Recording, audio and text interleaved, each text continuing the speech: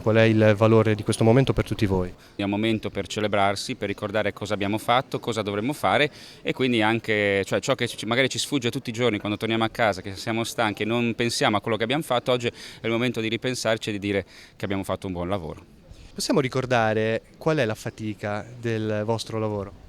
Dover essere sempre vigili, attenti e ogni giorno può sempre accadere qualcosa per cui non dobbiamo mai abbassare la guardia, che non vuol dire essere col fiato sul collo a tutte le situazioni, ma avere sempre la cognizione che tutti i giorni c'è un lavoro da portare avanti senza lasciare che le cose non siano accuratamente verificate, perché potrebbe sempre esserci qualche problema.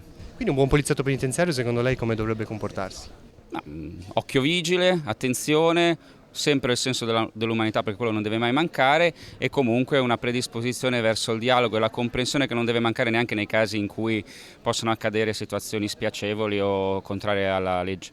Potremmo dire che la vostra missione ha quasi una duplice anima, da una parte il controllo rispetto alla legge e dall'altro l'attenzione alla persona. Questa è la bellezza e la difficoltà, quindi questa doppia anima ci rende fieri e ci rende anche sempre più operativi per tutte le vicende che possono accadere. Tornando proprio sull'aspetto umano, questi sono giorni in cui si arrivano i risultati degli esami di maturità, anche la casa circondariale è interessata, possiamo dire come? Abbiamo avuto gli esami, cioè il percorso scolastico durante tutto l'anno scolastico 2018-2019, abbiamo avuto gli esami che hanno interessato sia la scuola media che la scuola superiore e l'unico candidato, ma per una mera questione statistica che ha partecipato, ha passato l'esame e quindi ha avuto la sua soddisfazione di aver visto la propria progressione nella educazione scolastica e quindi di ottenere il diploma di scuola superiore.